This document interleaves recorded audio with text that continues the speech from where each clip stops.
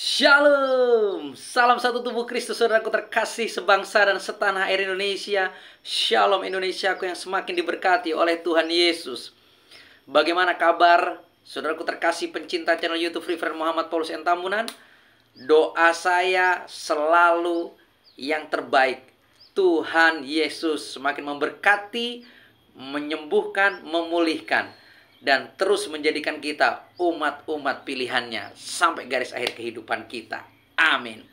Saudaraku terkasih dalam Tuhan, di pagi hari ini saya ingin sharing tentang satu bagian firman Tuhan yang juga pernah dipertanyakan oleh beberapa sahabat pencinta channel YouTube saya, dan juga saudara-saudara yang pernah bertanya secara langsung kepada saya di saat saya melakukan pelayanan KKR di beberapa daerah, baik di Sulawesi, Kalimantan, dan juga Sumatera tentunya.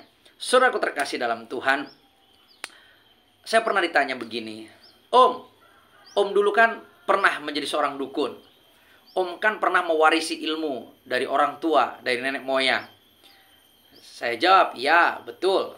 Terus Om, bagaimana dengan orang-orang Kristen yang masih percaya dengan kuasa perdukunan, yang masih mencari pertolongan kepada dukun di saat sakit, orang-orang pintar, bahkan datuk-datuk, dan juga disebut opung-opung yang katanya mampu menyembuhkan, punya kuasa, bisa membuat orang berhasil. Saya katakan, saya yakin orang yang mengaku Kristen, yang masih melakukan praktek perdukunan, mencari pertolongan di luar daripada Tuhan, bahkan mempercayai kuasa-kuasa iblis, kuasa-kuasa jahat, kuasa-kuasa kegelapan dari datu-datu apapun itu, saya katakan mereka mungkin masih beragama Kristen saja, tapi mereka belum menjadi orang Kristen. Karena kalau sudah menjadi orang Kristen, pasti akan hijrah dari gelap kepada terangnya yang ajaib. Seperti saya, saudaraku, di masa lalu saya mewarisi beberapa ilmu dari orang tua saya. Bapak kandung saya ini bukan hanya berstatus pernah menjadi komandan Brimob dalam karirnya sebagai anggota ABRI di masa itu. Bapak saya seorang komandan Brimob. Yang kedua, bapak saya juga adalah anak kandung dari seorang kiai yang berilmu tinggi, yaitu Kiai Muhammad Ngali. Bapak saya lahir masih di Solo, asli. Dan bapak saya bercerita bahwa kami ini adalah keturunan, kalau ditarik silsilah kami sampai tertinggi, kami adalah keturunan daripada Sunan Kalijaga. Karena katanya, kata orang tua saya yang selalu bercerita kepada saya, kami masih memiliki terah seperti itu. Saya punya kesaksian, saudaraku terkasih.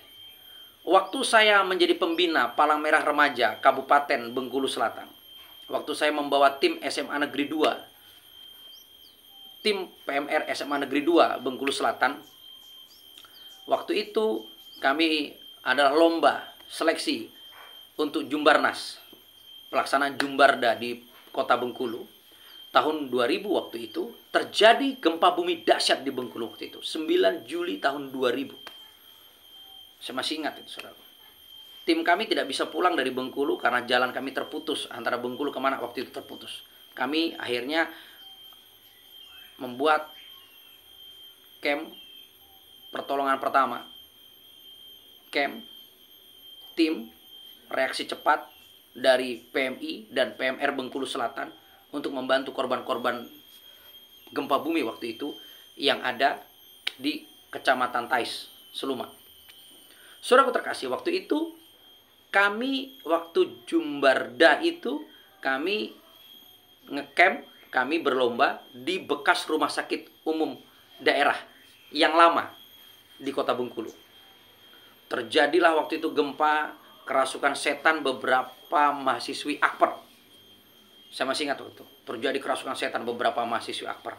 Wah, dipegang seorang gadis, dipegang 4 orang laki-laki besar. 4 orang laki-laki besar itu melanting, saudaraku, tidak mampu memegang seorang gadis ini. Saya ingat bahwa saya punya ilmu yang ayah saya wariskan kepada saya. Saya pegang kepalanya, saya suwuk dia, saya tiup, dengan mantra yang diberikan oleh ayahanda saya. Yang terjadi adalah orang itu sembuh, tidak kerasukan lagi. Saya mulai hari itu praktek. Saya mulai banyak nolong banyak orang yang kerasukan setan, saya sembuhkan. Orang yang sakit saya sembuhkan. Tapi dengan kuasa yang lama. Tapi begitu saya dipilih oleh Yesus, dan saya menerima Yesus Kristus sebagai Tuhan dan Juru Selamat, dan saya menyatakan diri sebagai seorang hamba Yesus, mulai hari itu saya lepaskan, saya tinggalkan, saya putuskan segala hubungan saya dengan kuasa ilmu-ilmu yang lama. Dan saya menerima ilmu yang baru dari Roh Kudus Tuhan. Di dalam nama Tuhan Yesus Kristus, saya pun tetap memiliki karunia itu. Spesialis saya hingga hari ini, sebagai seorang hamba Tuhan, sebagai seorang gembala sidang, sebagai seorang penginjil, spesialis seorang Reverend Muhammad Paulus N. Tambunan adalah mengusir setan, saudara. Setan apapun yang merasuki orang, saya pastikan akan dapat saya usir di dalam nama Tuhan Yesus Kristus. Saya di Sulawesi, saya di Kalimantan, saya di Nusa Tenggara, saya di Jawa, saya di Sumatera, di dalam, di luar negeri, saya sedang pelayanan KKR penginjilan. Kuasa setan apapun dapat saya usir dengan kuasa yang ada dalam diri saya.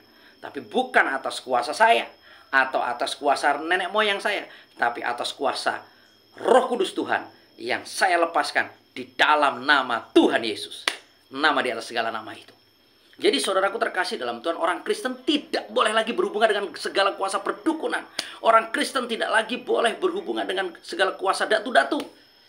Jangan bilang, kan ada firman. Nah ini kalau saya di tengah-tengah keluarga saya yang orang Batak berdiskusi, kan maroha songon darapati, marbisuk songon ulok katanya. Wah, saya bilang, itu oleh kuasa Roh Kudus, bukan oleh kuasamu yang kau belok-belokkan.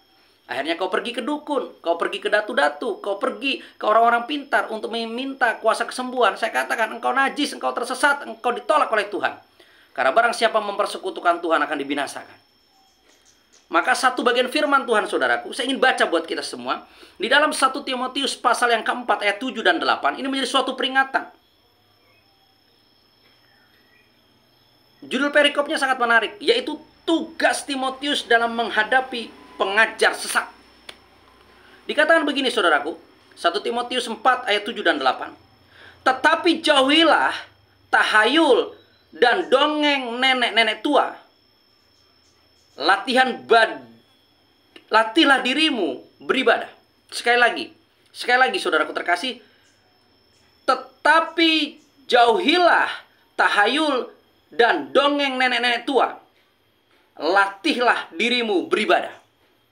Ayat yang ke-8, latihan badani terbatas gunanya, tetapi ibadah itu berguna dalam segala hal, karena mengandung janji baik untuk hidup ini maupun untuk hidup yang akan datang. Amin. Jadi saudaraku terkasih dalam Tuhan, seorang Kristen yang sejati, seorang pengikut Kristus, sudah harus putus dari kehidupan kuasa masa lalu. Yang lama sudah berlalu dan yang baru sudah datang. Dan hidup orang Kristen yang sejati hari ini harus sudah dipimpin oleh Roh Kudus. Tidak di luar Roh Kudus. Maka dikatakan kita harus menjauhi. Ini ada sebuah perintah. Jauhilah. Jangan pernah lagi orang Kristen berhubungan dengan kuasa perdukunan, kuasa roh-roh jahat, kuasa nenek-nenek moyang, segala macam jenis begu, gajang pendek, mok-mok, semuanya. Semua harus putus di dalam nama Yesus. Karena itu akan menyesatkan setiap kita.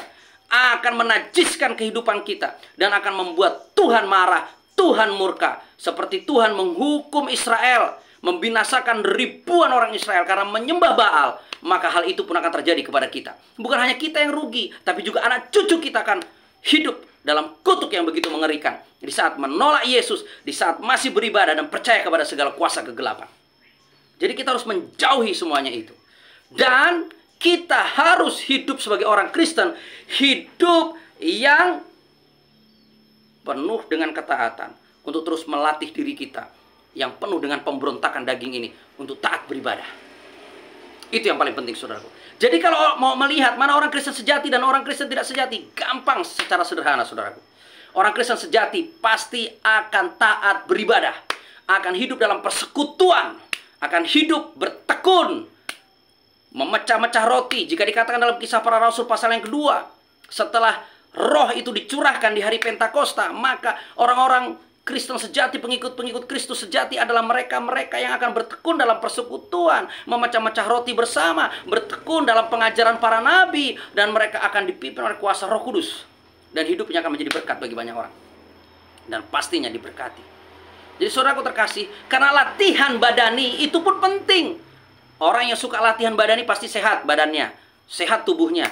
Kalau nggak pernah mau latihan badani, nggak pernah mau mengekang diri, maka penuh dengan sakit penyakit dan segala kerugian secara daging, secara badani. Begitu juga dengan latihan rohani. Di saat kita mau taat beribadah, itu sangat berguna bagi kita, menjadikan pribadi yang mau menaklukkan segala kuasa daging, bahkan menjadikan kita pribadi yang mampu mengalahkan segala kuasa hawa nafsu, dan kita hidup dalam ketaatan, dalam ibadah yang sejati dengan Tuhan. Kita akan praktek yang benar di dalam kehidupan kita, karena kita akan tekun dalam beribadah. Jadi jangan pernah ada yang mengaku sebagai orang Kristen tapi tidak taat beribadah. Tidak taat beribadah, baik ibadah raya, ibadah komsel, ibadah persekutuan, ibadahnya pribadi, bersekutu, membaca dan merenungkan firman setiap hari, ibadah rumah tangga. Jangan pernah mengaku Anda sebagai orang Kristen jika Anda tidak taat dalam persekutuan ibadah. Baik secara pribadi, lepas pribadi engkau dengan Tuhan, dalam keintimanmu bergaul karib dengan Tuhan, ataupun dalam komunitas, dalam gereja, dalam komsel, dan semuanya. Jangan pernah mengaku sebagai orang Kristen. Tapi kalau Anda mengaku, aku beragama Kristen, silahkan. Karena tidak ada agama yang bisa menyelamatkan manusia, saudaraku. Jadi saudaraku terkasih dalam Tuhan, sangat berguna ketaatan kita dalam beribadah. Bahkan di saat kita terus beribadah, maka akan melatih kita menjadi manusia batinia, manusia yang melekat dengan Tuhan, manusia yang hidup dalam ketaatan. Dan kita hidup akan menyenangkan hati Tuhan. Kita akan memilih mana yang harus dikejar, kekal atau sementara. Kita akan memilih dengan siapa kita bersekutu, dengan Tuhan atau dengan manusia. Yang pertama Tuhan, saudara. Hablum minallah katanya. Hubungan dengan Tuhan. Baru yang kedua, hablum minanas, hubungan dengan manusia. Jangan dibalik. Nanti hidup kita pun terbalik. Jadi saudara terkasih dalam Tuhan, mari kita bersekutu dengan Tuhan dengan sungguh. Pesan saya di saat membuat video ini ada dua. Jangan lagi berhubungan dengan kuasa-kuasa, roh-roh perdukunan dan roh-roh jahat, segala tipu daya iblis, dongeng-dongeng itu semuanya buang ke laut. Dan yang kedua, taatlah beribadah, latihlah dirimu terus beribadah, jadilah hamba Tuhan yang berkenan, yang menyenangkan hati Tuhan. Amin. Amin. Terima kasih untuk setiap saudaraku yang setia menonton channel YouTube ini dan terus membagikannya kepada banyak orang untuk menjadi berkat. Karena bagi Tuhan tidak ada yang mustahil. Walaupun bagi kita secara manusia banyak yang mustahil. Ya, terus wartakan kabar baik kepada orang yang belum percaya untuk menjadi percaya kepada Yesus. Bahwa semua orang datang kepada Yesus. Bersama kita bisa menuai Indonesia Raya. Terima kasih untuk setiap dukungan Anda. Salam kemenangan, salam satu tubuh Kristus dari Provinsi Lampung. Kita terus bergerak bersama.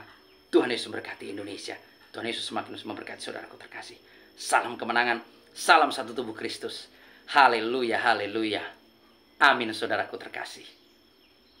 Shalom.